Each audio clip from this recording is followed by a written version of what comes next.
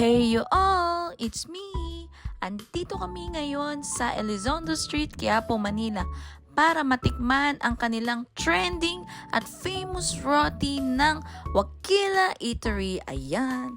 So, tikman na natin! Siyempre, madami silang famous food dito. Kain tayo guys. Wow! May isa pang sauce. Ano ba? Guys, ang sarap. Ang bait ng may-ari. Binigyan pa kami ng extrang roti.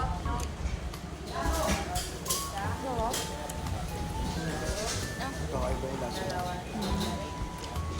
Top ng roti dito sa Quiapo. Dabas na ako.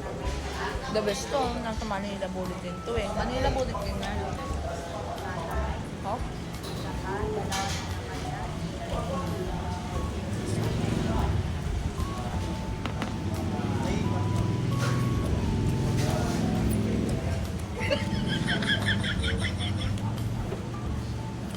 Order din kami ng nasi goreng at mi goreng.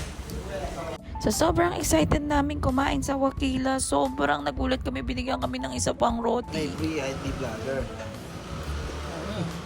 Kahit hindi vlogger, may free. Ganun dapat. Hindi yung pag-vlogger ka, ang daming bibigay sa'yo. Tapos pagka yung tao bumili na, hindi na ganun kadami, di ba? Tayo mo na. Ang sabi na yung pinapal mo. Girl. Sarap.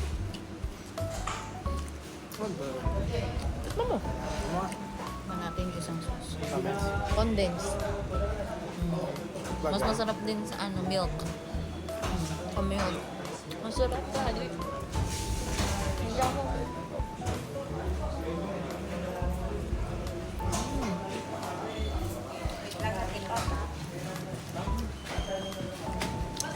Ano yun? Ito yung isa. Milk.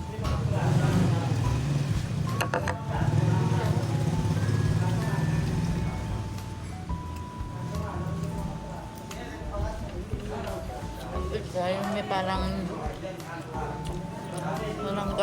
may garbanzos siya eh. Ito, kakaiba talaga. Para kang nagpaburguli. May mamimiss may mga lasa sa Malaysia, sa Singapore, Saudi, Dubai. Bilis na mahanapin yung lugar. Kahapon lang Tignan natin nyo, napanood to eh, no? sa napanood lang namin ito sa TikTok. TikTok.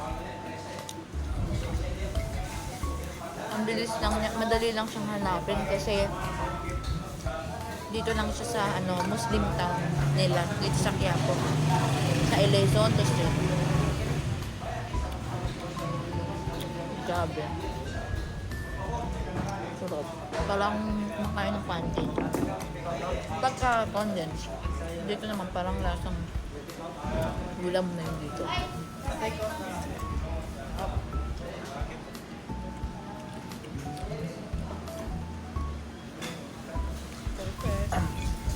So ngayon, pinag-uusapan namin kung magte-take out kami o hindi.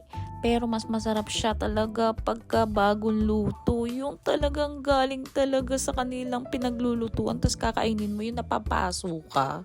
Biruin mo, sa halagang 50 pesos lang yan.